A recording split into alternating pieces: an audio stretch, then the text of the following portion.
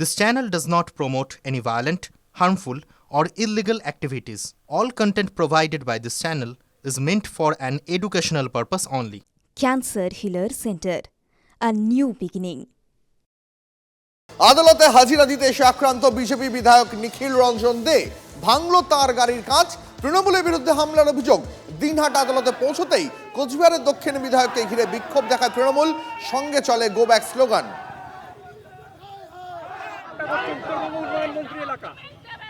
উদয়ন বাবু হচ্ছে একটা গুন্ডা, তার বাহিনী, তার গুন্ডা বাহিনী আজকে এই ধরনের ঘটনা ঘটাচ্ছে। উনি একটা মন্ত্রী হয়ে আরেকজন বিধায়কের উপরে এই ধরনের হামলা হচ্ছে, সেটা এর চেয়ে প্রাণঘাতী হামলা, এর চেয়ে নিন্দনীয় আর কিছু হতে পারে না। যে ছবি দেখাচ্ছিলাম আপনাদের, বক্তব্য শোনাচ্ছিলাম, বিধায়ককে লক্ষ্য করে ইট ছোড়ার অভিযোগ ওঠেন। তিনি বলছেন এই হামলা প্রাণঘাতী হতে পারত। আমাদের সঙ্গে সরাসরি রয়েছেন সুমন কল্যাণ ভদ্র। আমি সরাসরি সুমনের কাছে চলে যাই একবার। সুমন, ঘটনাটা আদালত চত্বরে ঠিক কি ঘটলো, কিভাবে হামলা চললো, কার বিরুদ্ধে অভিযোগ? দেখো, 2017 সালের একটা কেস, সেই কেসের আজকে হাজিরা দিতে গিয়েছিলেন এই বিজেপির এই বিধায়ক।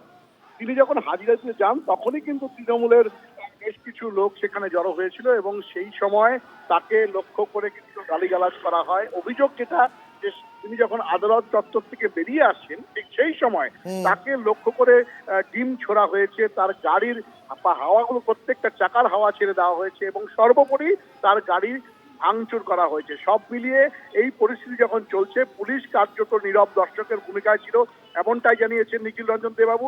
এবং সেই সময় যদি তার সঙ্গে থাকা কেন্দ্রীয় যারা বাহিনীর যারা জওয়ান রয়েছেন তারা যদি সেখানে না থাকতেন, তাহলে যে আরো বড়সড় কোনো একটা ঘটনা ঘটতে পারত, সেটা কিন্তু এক প্রকার স্পষ্ট। সুমন, অনেক ধন্যবাদ তোমাকে। নজর রাখো, বিজেপি বিধায়কের বিরুদ্ধে সাধারণ মানুষের স্বতঃস্ফূর্ত বিক্ষোভ এটা, এমনটাই বলছে শাসক দল। শোনব আপনাদের কি বলছেন তৃণমূল নেতা জয়প্রকাশ মজুমদার। আজকের যে বিক্ষোভ, সেটা স্বতঃস্ফূর্ত মানুষের বিক্ষোভ। তার কারণ হচ্ছে গত কয়েকদিন ধরে শান্ত বাংলাকে অশান্ত করার জন্যে বাংলার রুচিশীল মানুষ সেটা মেনে নিতে পারে না। তাই জন্যেই সাধারণ মানুষের স্বতঃস্ফূর্ত প্রতিবাদের সম্মুখীন হতে হয়েছে নিখিলবাবুকে। পরে খবরে নজর রাখবো। লন্ডন সফরে যাওয়ার আগে টাস্কফোর্স গঠন করে দিয়ে গেলেন মুখ্যমন্ত্রী মমতা বন্দ্যোপাধ্যায়। মুখ্যমন্ত্রীর লন্ডন সফরে থাকাকালীন রাজ্য সরকার এবং প্রশাসনের যাবতীয় দায়িত্ব সামলাবে এই টাস্কফোর্স। মুখ্যমন্ত্রীর গঠন করা এই টাস্কফোর্সে কে কে থাকছেন মন্ত্রী শশী পাঁজা, চন্দ্রিমা ভট্টাচার্য, অরূপ বিশ্বাস, পুরমন্ত্রী ফরহাদ হাকিম এবং সুজিত বসু। এর পাশাপাশি থাকছেন বিবেক কুমার, প্রভাত মিশ্র, রাজীব কুমার, মনোজ ভার্মা। মুখ্যমন্ত্রী বললেন জরুরি কোনো প্রয়োজন হলেই তার সঙ্গে ফোনে যোগাযোগ করবেন। টাস্কফোর্সকে এই নির্দেশ দিলেন মুখ্যমন্ত্রী মমতা বন্দ্যোপাধ্যায়।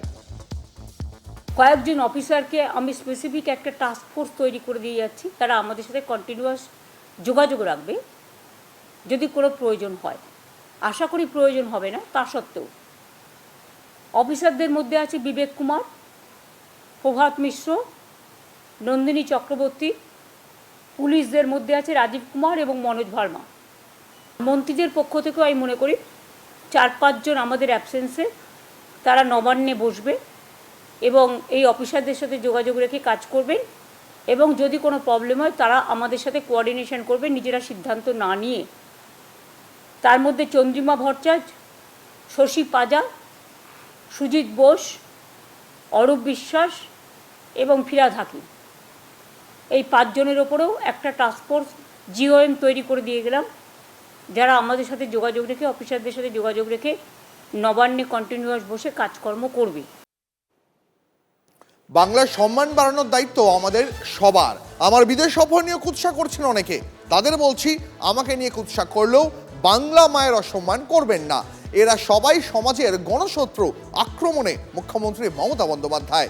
বিদেশ সফরে কেউ বিক্ষোভ দেখালে স্বাগত, তাতে আমারই প্রচার হবে, মন্তব্য মমতা বন্দ্যোপাধ্যায়ের। বাংলা মাকে যদি কেউ অসম্মান করতে চান, তাকে আমি বলবো দয়া করে আমাকে অসম্মান করুন, বাংলার মাকে অসম্মান করবেন না, বাংলার মাটিকে অসম্মান করবেন না। এর জবাব মানুষ আপনাদের অনেকবার দিয়েছে, আবার দেবে। আমরা কিন্তু ইমেলগুলো পেয়েছি, হোয়াটসঅ্যাপ গ্রুপে যে মেসেজ করা হচ্ছে তারও কিছু কিছু আমাদের কাছে আছে। আপনারা যারা বাংলার এখানে আছে, you just tell me when I use my degree, Saint Xavier's also offered not, they gave me the DLit honorarium, Kolkata University also. But ever I mentioned doctor before my name, doctorate, no, I don't mention. When they raise this issue, I close this chapter. I don't have any education.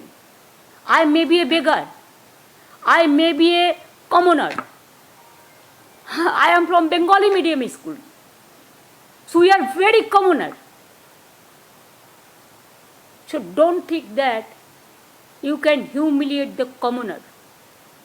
Education is for mankind. Education is for humanity. Education and degree is not for humiliation. And don't humiliate in the name of me to my motherland. এবার দেখাবো আপনাদের অভিষেকের চাকে ঢিল মারতেই জোড়াসাঁকোয় তৃণমূলের অন্দরে তুল কালাম। নাম না করে সঞ্জয় বক্সি, স্মিতা বক্সিকে নিশানা করলেন বিধায়ক বিবেক গুপ্ত। জোড়াসাঁকোর শত্রু বলে আক্রমণ করলেন, বেআইনি নির্মাণ, বেআইনি পার্কিং এর অভিযোগ তুললেন। ওরা দলের জন্য কাজ করেন না, নির্বাচনে কোনো অবদান নেই, ওদের এলাকায় কেন ভোট পাই না প্রশ্ন জোড়াসাঁকো তৃণমূল বিধায়কের। বিজেপির সঙ্গেও যোগসাজশের বিস্ফোরক ইঙ্গিত দিলেন বিবেক গুপ্ত। জোড়াসাঁকু শত্রু ওরা, যারা জোড়াসাঁকুর উন্নয়নের জন্য কাজ করে না, নিজে কাজ করে। ওরা কিছু কিছু হচ্ছে আমাদের কোনো ফ্রন্টাল অর্গানাইজেশনের পোস্ট নিয়েছে না, সেলফ অ্যাপয়েন্টেড নেতা হয়ে গেছে।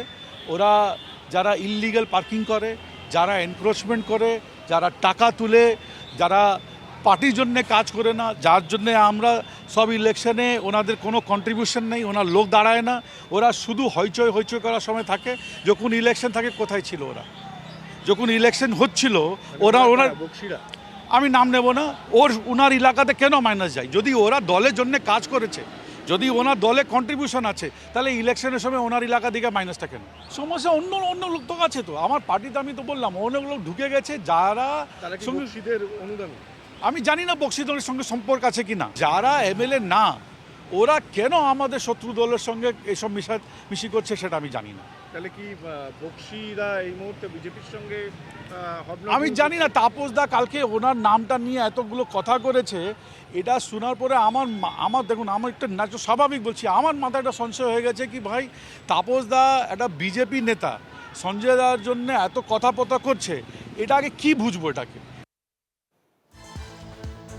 মানুষ জানে কি কাজ করেছি, নাম করে অভিযোগ করলে নিশ্চয়ই জবাব দেব। প্রতিক্রিয়া তৃণমূল নেতা সঞ্জয় বক্সির। অভিযোগ থাকলে প্রমাণ দিন। প্রতিক্রিয়া সঞ্জয় বক্সির ছেলে সৌম্য বক্সি। কেউ বলছে যারা আগে রাজ করেছে তারা এটা করছে, তাদের কারো এরকম ক্ষমতা আছে? কেউ ছিল বলে সে যা বলবে তাই হয়? এটা মাননীয় ববি হাকিম, যিনি মেয়র, তিনি শুনছেন কি না তাকে গিয়ে জিজ্ঞেস করুন। যে যারা এক্স আছে, যারা প্রাক্তন আছে, তারা যদি বেআইনি করে আপনি শুনবেন? এর জবাব তিনি দিতে পারবেন। আমার নাম করে যেদিন বলবে, আমার পরিবারের নাম করে যেদিন বলবে, সেদিনকে বলবো। আর একটা কথা আপনাকে বলে দিই, আমরা কত ভালো কাজ করেছি, খারাপ কাজ করেছি, সেটা এলাকার মানুষজনেরা বলতে পারবে। কেউ যদি কাউকে বলে শত্রু বা মিত্র, সেটা তো প্রমাণ ছাড়া পসিবল হয় না। তো এক হলো এটা, তারপরে দ্বিতীয় হচ্ছে যে দল যদি মনে করে যে শত্রু বা মিত্র, সেটা দল বুঝবে, দলের সিনিয়র নেতৃত্ব বুঝবে। তাদের তরফ থেকে যদি কেউ বলে যে দলের শত্রু বা দল বিরোধী কোনো কার্যকলাপের সাথে আমি বা আমার পরিবারের কেউ যুক্ত, তাহলে সেদিন আমরা নিশ্চিত করে দলের সিদ্ধান্ত মাথা পেতে নেব।